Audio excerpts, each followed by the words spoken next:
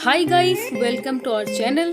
Video शुरू करने से पहले अगर आप लोगों ने हमारी पिछली वीडियोस को नहीं देखा है तो आप उन वीडियोस को देख सकते हैं जिसका लिंक डिस्क्रिप्शन बॉक्स में दिया गया है।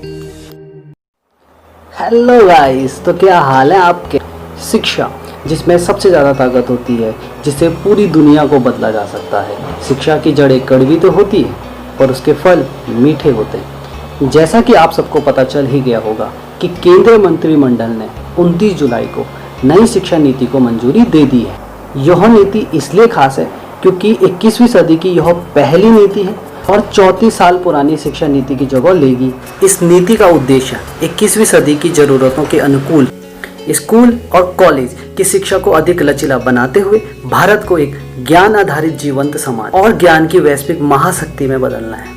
गाइज, आप सभी से एक रिक्वेस्ट है कि इस वीडियो को ज़्यादा से ज़्यादा शेयर कीजिए क्योंकि यह वीडियो पेरेंट्स और बच्चों सभी के लिए इम्पोर्टेंट होने वाली है।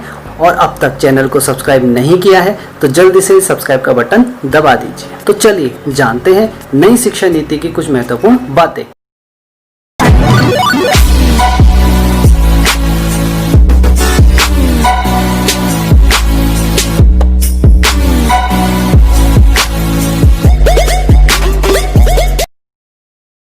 स्कूलों में अब 10+2 का फॉर्मेट खत्म हो गया है, जिसकी जगह पे 5+3+3+4 फॉर्मेट शुरू हो गया है। अब ये जानना जरूरी है कि 5+3+3+4 फॉर्मेट है क्या। चलो इसे समझते हैं। अब स्कूल के पहले 5 साल में प्री प्राइमरी स्कूल के 3 साल और क्लास फर्स्ट और सेकंड सहित फाउंडेशन कोर्स शामिल होगा और इन 5 सालों के लिए नया सिलेबस तैयार किया जा रहा है। अगले 3 साल का स्टेज क्लास 3rd से क्लास 5th तक का होगा, यानी जिसे हम 5+3 बोल रहे थे। फिर इसके बाद 3 साल का मिडिल स्टेज होगा, यानी कि क्लास 6 से क्लास 8 तक का स्टेज, जिसे हम 5+3+3 कह रहे हैं। नई शिक्षा नीति के तहत एक नया बदलाव देखने को मिल रहा है। अब क्लास 6 से बच्चे को प्रोफेशनल और स्किल की शिक्षा दी जाएगी और स्थानीय लेवल पर उसको इंटर्नशिप भी कराई जाएगी। अब लास्ट स्टेज यानी कि 4 साल का, यानी 9th क्लास से 12th क्लास तक का, इसमें बच्चों को विषय चुनने की आज़ादी होगी। पहले क्या होता था कि 11th क्लास से सब्जेक्ट चूज करने की आज़ादी होती थी, जो कि अब 9th क्लास से ही हो जाएगी। और साइंस और मैथ्स के साथ साथ फैशन डिजाइनिंग का सब्जेक्ट भी चूज किया जा सकेगा। ये तो था 5+3+3+4 फॉर्मेट। दूसरा बड़ा बदलाव नई शिक्षा नीति में देखने को मिल रहा है, बोर्ड की परीक्षाओं के महत्व को कम करने के लिए, ताकि जो बोर्ड की परीक्षाओं को लेकर के स्टूडेंट में जो डर और दबाव बना रहता है उसे कम किया जा सके। इसके लिए नई शिक्षा नीति के तहत ये सुझाव दिया गया है कि साल में 2 बार परीक्षाएं कराई जाएंगी, जो कि 2 हिस्सों में होंगी, यानी कि इन्हें ऑब्जेक्टिव और सब्जेक्टिव की श्रेणियों में रखा जाएगा। अब से बोर्ड परीक्षाओं का उद्देश्य केवल और केवल नॉलेज पे बेस होगा, ताकि जो बच्चों की रटने की प्रवृत्ति होती है उसे कम किया जा सके। सबसे अच्छा बदलाव जो नई शिक्षा नीति का हुआ है वो ये है कि अब 5th क्लास तक जो पढ़ाई होगी वो मातृभाषा में ही कराई जाएगी, यानी कि हमारी मातृभाषा हिंदी में। और अगर संभव हो पाएगा तो इसे 8 तक एक्सटेंड कर दिया जाएगा। अब हायर एजुकेशन में हुए बदलाव को जान लेते हैं कि उच्च शिक्षा में क्या क्या नए बदलाव किए गए हैं। नई नीति में मल्टीपल एंट्री और एग्जिट की व्यवस्था लागू की गई है। आज की व्यवस्था में अगर 4 साल इंजीनियरिंग पढ़ने या 6 सेमेस्टर पढ़ने के बाद किसी कारणवश अगर वो आगे नहीं पढ़ पाता है तो उसके लिए कोई उपाय नहीं होता है, क्योंकि डिग्री ही नहीं मिल पाती है। लेकिन अब जो नई शिक्षा नीति ने बताया है कि मल्टीपल एंट्री और एग्जिट सिस्टम में 1 साल के बाद सर्टिफिकेट और 2 साल के बाद डिप्लोमा, और अगर स्टूडेंट 3 या 4 साल के बाद उसे डिग्री दे दी जाएगी।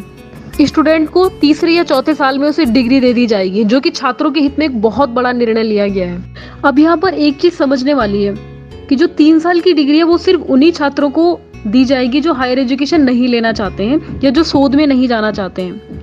वहीं जो बच्चे शोध में जाना चाहते हैं उन्हें 4 साल की डिग्री लेना कंपलसरी होगा, और 4 साल की डिग्री करने वाले जो स्टूडेंट होंगे वो 1 साल में एमए कर पाएंगे।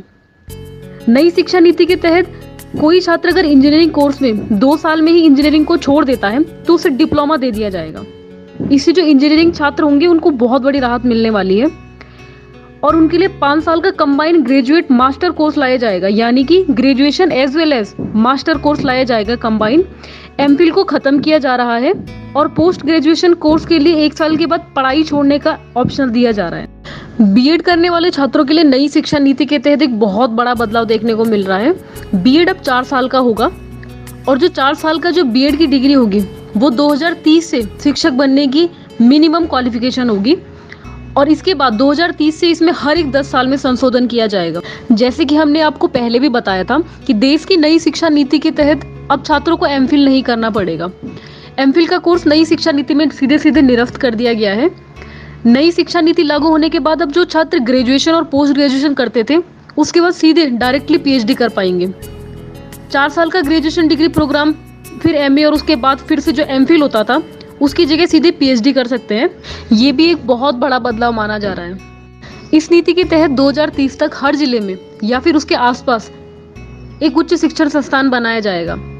शिक्षा में तकनीकी का इस्तेमाल पर जोर दिया जाएगा, जिससे कि इसमें ऑनलाइन शिक्षा का क्षेत्रीय भाषाओं में कंटेंट तैयार किया जाएगा। वर्चुअल लैब, डिजिटल लाइब्रेरी होगी।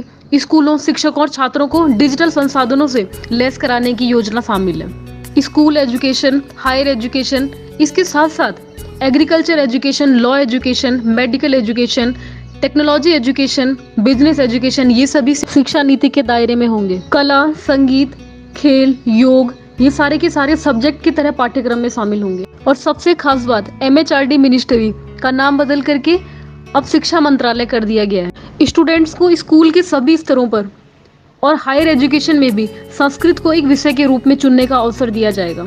इसका मतलब अब स्टूडेंट पर कोई भी लैंग्वेज थोपी नहीं जाएगी। न्यू एजुकेशन पॉलिसी में इस बदलाव की तो शायद किसी ने कल्पना भी नहीं की होगी कि अब विदेशी विश्वविद्यालयों को भारत में कैंपस खोलने की अनुमति मिल रही है। यानी कि अब स्टूडेंट विश्व के बेस्ट इंस्टीट्यूट और यूनिवर्सिटीज में एडमिशन ले सकेंगे और उन्हें उसके लिए विदेश भी नहीं जाना पड़ेगा, अपने ही भारत में वो एजुकेशन ले सकते हैं।